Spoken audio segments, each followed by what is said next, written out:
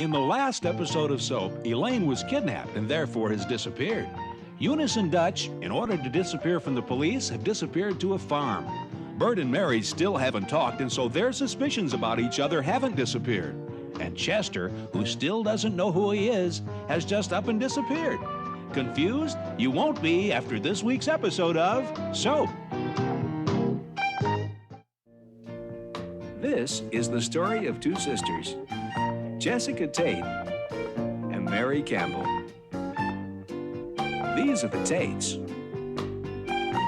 and these are the Campbells.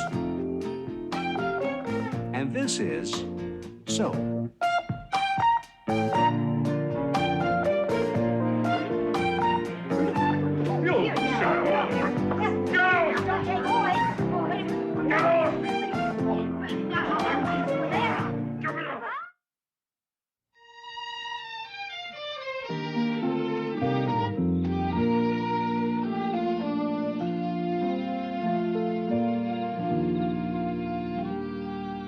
We have your wife. Don't call police or you'll never see her alive again. You will be notified of our plans. I can't believe it. I just can't believe it. I mean, why would anybody want to kidnap Elaine? The money, Bert. They do it for the money. Danny, I know that, but why us? We don't have any money. There's only one thing to do. Well, who are you calling? The police. No, Ma, we can't call the police. Didn't you read what the note said? Do not call the police. Danny, come on. What do you expect them to write? We've got your wife. Please call the police. Hey, what is all the racket in here? Do you guys know what time it is? Chuck, there's a reason why we're all up. Yeah, well, it's better be good. Elaine has been kidnapped. And? And? What do you mean, and? How can you say and? Come on. Read.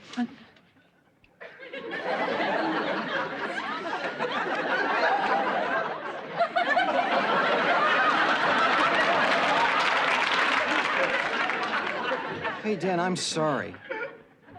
Listen, why don't I go down and make us all some coffee or something, huh? Good idea, Chuck. Hey, listen, don't worry, Dan. I mean, after a couple of days with Elaine, they'll pay you to take her back.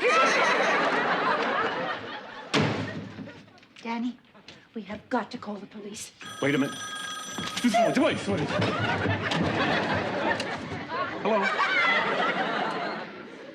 Mr. Lefkowitz, it's Elaine's father. Mr. Lefkowitz, I'm afraid that I have some very bad news. We have a little... No, business is good. What? Hey, it couldn't be better. That's all right. Mr. Lefkowitz. Elaine. That's terrific! Good old Reggie. Reggie who? He put the Yankees in the series, made a fortune.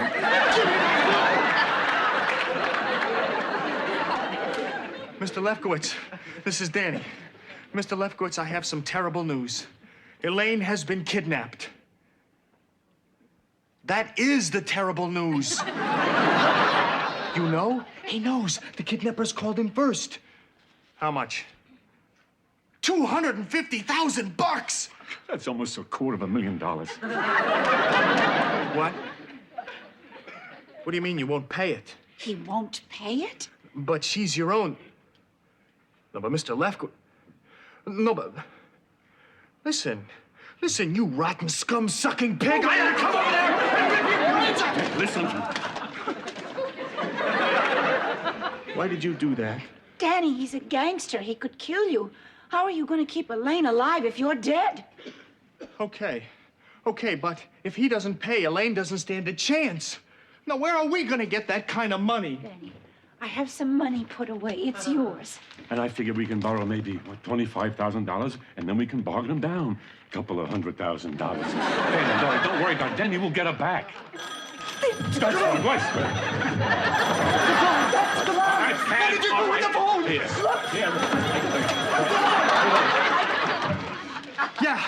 Yeah, this is him. It's them. Paper, pencil. Come on! Paper. Come on. Yeah, I got a pencil. Go ahead.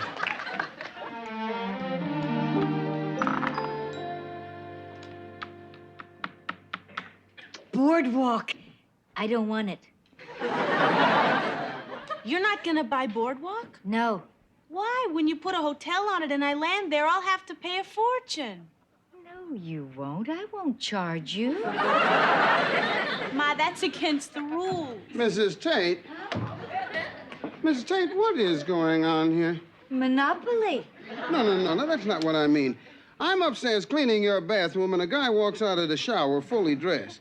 Oh, that must be Detective Donahue. Well, what is he doing here? Looking for Chester. Well, I think if Mr. Tate was in the shower, we would have found him by now. I'd say it was my most difficult case. First of all, the body was in 7 different states. Arm in Alabama, leg in Wisconsin, the head in Rhode Island. Took months to put the pieces together. You put all the pieces together? Sure. This guy's amazing. Not really. It's like a giant jigsaw puzzle. You got a bunch of parts, don't mean anything. Put them together, get a perfect picture. Only difference is the pieces I'm playing with are bloody. And the picture I get don't make Bambi in the end. Okay, Mrs. Tate, I'm done. Good. Does that mean that you're going to take the case? I'm not sure yet. Oh. I see your husband likes to dress up like a priest. Kinky. My husband was a priest. Congratulations on your pregnancy. How did you know? Saltines and the Rocky Road ice cream by your bed. Billy, it's a nice collection of magazines you've got hidden in your bedroom. Why don't you get yourself a girlfriend? I'm trying. Try a little harder. I see your daughter Eunice ran off with Dutch Lightner, who you hid in the basement. Amazing. Billy, did you tell? No, I swear. Nobody told me anything, Mrs. Tate. Everything is there. All you have to do is look for it. Amazing. Benson, can I get a cup of coffee? No. Good, makes me jumpy as hell. Now, getting back to your husband's disappearance, I get these cases all the time. Find them all. You name them, I've found them. Amelia Earhart. Found her. Shopping. Martin Borman, found him too. Sells Mercedes in Malibu. I find these cases very boring. I find you very boring. If it's so boring, why do you do it? What am I gonna do, heart transplants? It's what I know. Well, they say that you are the best detective in the world. And they're right. One thing I had to know, Mrs. Tate, did your husband leave willfully? Because if your husband left willfully, why should I bother to find him? Oh, dear. Do you think that's possible? No. Good. I'll tell you why. I don't think any man in his right mind would leave a wife like you. Oh, Detective Donahue, you're very sweet. No, I'm not, Mrs. Tate. Just doing my job. Does that mean you're going to take the case? Only for one reason. What's that? I like your smile.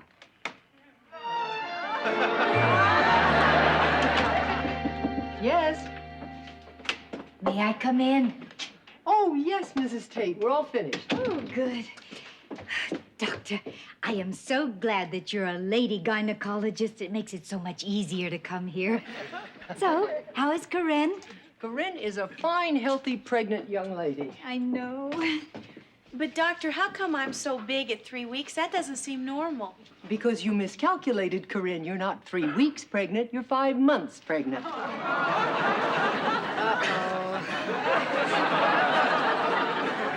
But that's impossible. I've only been married a month. I understand, Corinne, but nowadays lots of girls have sex while they're engaged. Not if you're engaged to a priest. Do you mean to tell me that you and your husband never had sex? Never. Well, then what about before your husband? When was the last time? Well, that would have been Peter. But I'm not exactly sure when that was. Could Peter recall the date? Oh, I don't think so. He's dead. My husband killed him.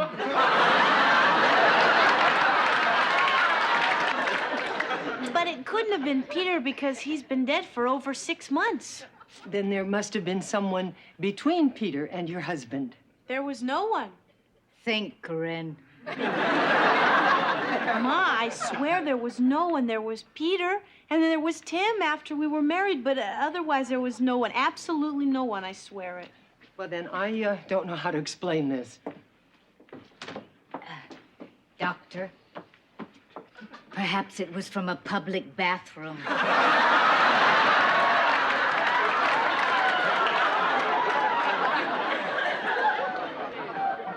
That can't happen, Mrs. Tate.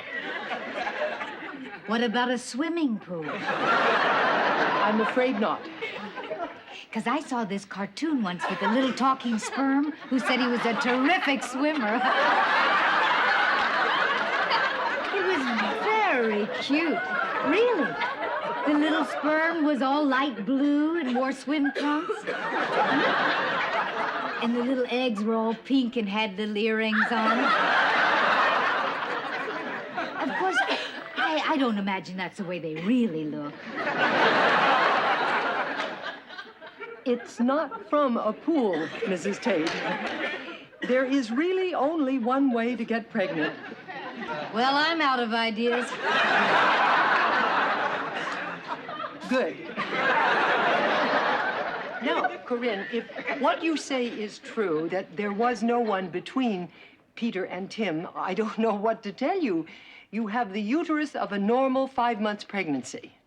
Is there anything unusual you've noticed lately? Yes, there is. I know this might sound a little strange, but sometimes I hear humming when there's no one else in the room. And it seems to come from my stomach. Oh, that's hunger, Corinne. I get that, too. It kind of rumbles. No, Ma, this is different. This isn't a rumbling. This is a tune. Raindrops keep falling on my head. Maybe Bert Backrack is the father. Oh, dear. What is it?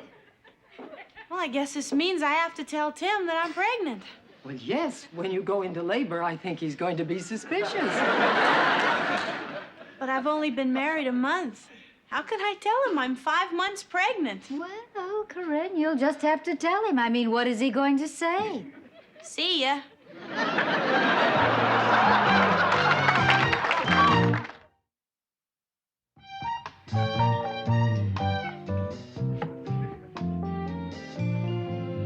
Okay, fellas, let's try and get it this time, okay?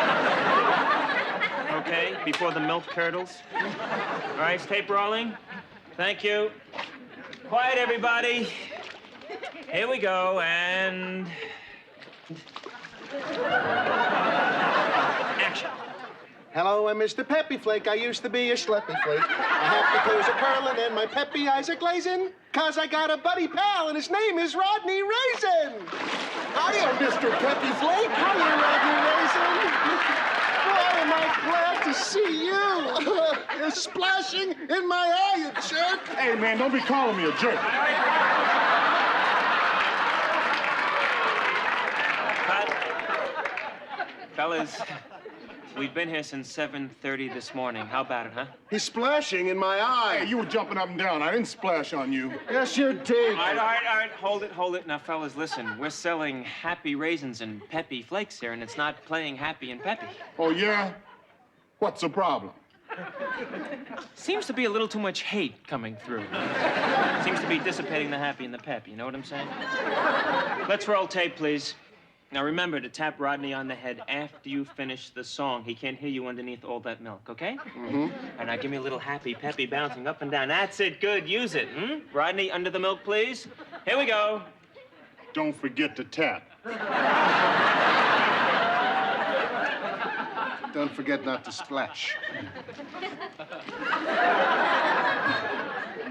Okay, action. Hello, I'm Mr. Peppy Flake. I used to be a schleppy flake. You gonna pay attention here? Yeah, I'm sorry. Stop tape, please.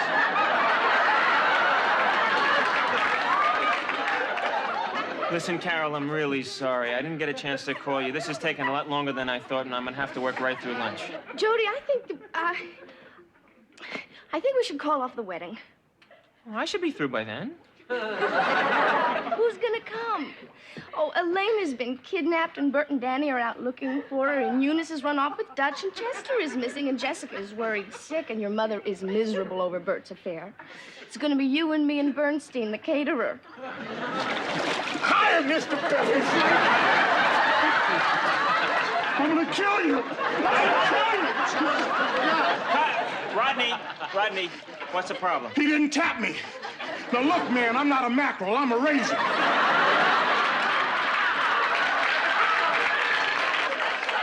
So either you hire a flipper or get me an aqualung.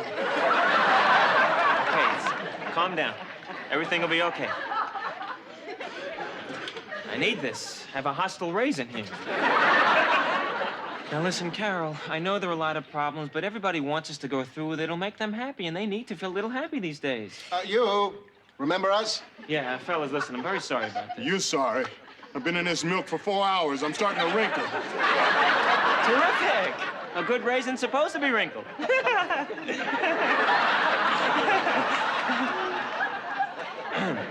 All right, well, let's roll tape, please. Let's get it this time, huh? All right, now listen, trust me, everything's gonna be okay. All right, let's get it, DJ, huh, please? Thank you. Quiet, everybody. Rodney, under the milk, please.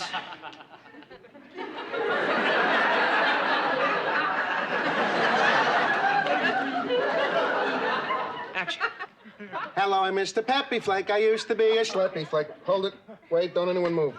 What's the trouble now? I lost the contact. Wait, I got it. Just a second. All right, steady. Why, you Mr. Peppy Flake? Now you're gonna die!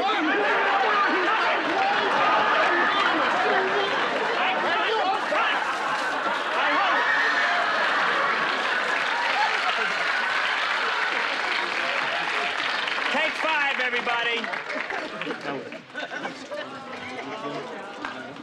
Hi.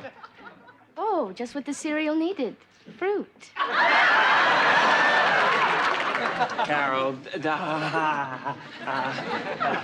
well, what a surprise. Dennis, what are you doing here? Jody, I've been wanting to talk to you, but you never return my phone calls. Get the hint? Look, I... Coffee, huh? How about a nice hot cup of coffee, huh? Jody, I can't let you just walk out of my life. Dennis, I'm marrying Carol. Jody, I've thought it over. I'll give up football. I'll come out. I'll do anything. I'll tell the world I'm gay. I think you just did. Can we turn that off, please? Thank you. Dennis, it's the way it is. I'm marrying Carol. But I thought if I gave up football, I mean, we wouldn't have to sneak around anymore. Dennis, it won't make any difference. That's the way it is. We're finished. Finished? Finished. Finished. Sounds so final. Okay, Jody. I'm sorry, and I won't bother you again.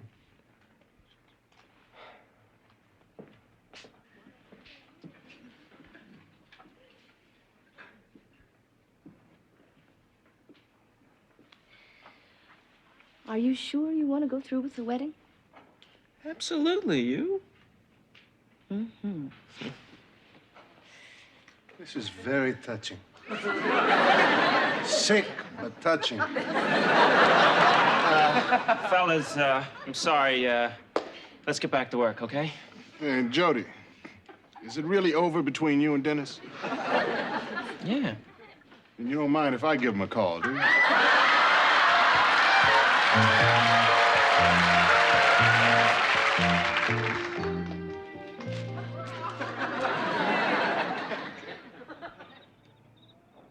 Where are the cops?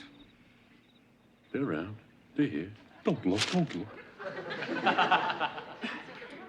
Where are they? I don't see any cops. Danny, please. They're not gonna wear their uniforms. They're in disguise. Oh. Don't look! Where? Where what? Where are they in their disguises? There's one right over there. Where? Don't look!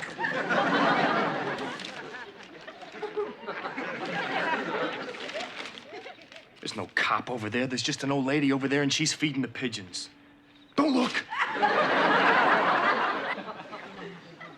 That's the cop. It's undercover. You saw it on Beretta. Listen, are you sure we're in the right place? I'm sure. They said the phone booth by the elm tree. That cop still there? I don't think that old lady's a cop. Why not? She just mugged somebody. Maybe the victim's the cop. Maybe. Come on, where's that call? Danny, listen, Danny, I've been thinking that maybe I should talk to the kidnappers when they call, and not you, because you're getting too emotional. I am not. Danny, yes, you are. I am not. You are. Hey, listen, it's my wife. Oh, listen, Dad, come over here. Sister, listen now, I need you. Calm down. Listen, please. Just pay attention. Hear the sound of my voice. It's important. I'm going crazy, Bert. That ringing is driving me nuts. Bert,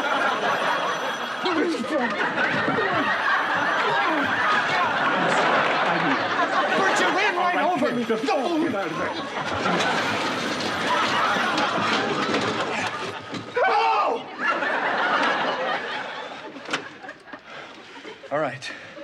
All right, we're in the phone booth near the elm tree, just like you said, but we don't have the money. Be nice. Apologize for not having it. Okay. Look, I just can't raise that kind of money.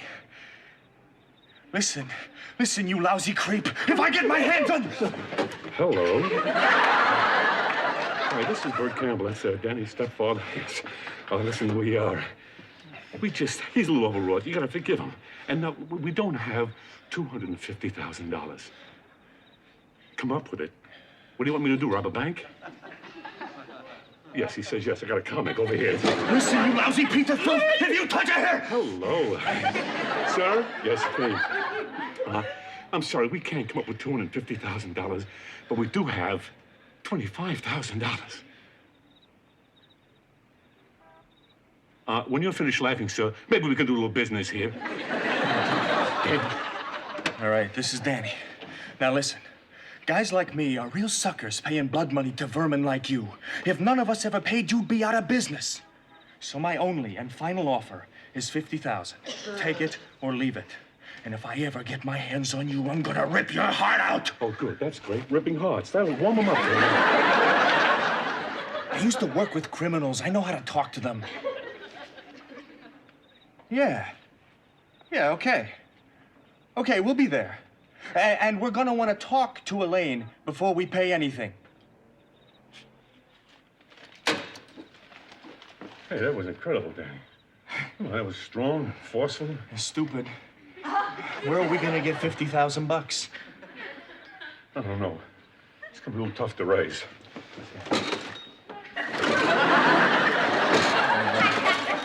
It's gonna be even tougher from in here. What are we gonna do? What are we gonna do? Danny, use your head. The phone. Oh, you got some money? Sure. Break a 5.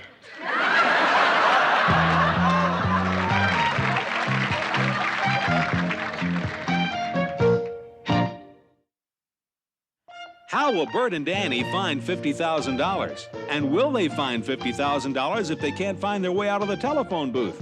And if they can't find their way out of the telephone booth and find $50,000, how will they ever find Elaine? What will Tim do when he finds out what Corinne found out, that she is 5 months pregnant? Since they've only been married a month, will he find that difficult to believe? Now that Dennis has found out Jody intends to marry Carol, will Jody find he has second thoughts? Will Detective Donahue find Chester? Does he want to find Chester? These questions and many others will be answered on the next episode of Soap. Soap is videotaped before a studio audience.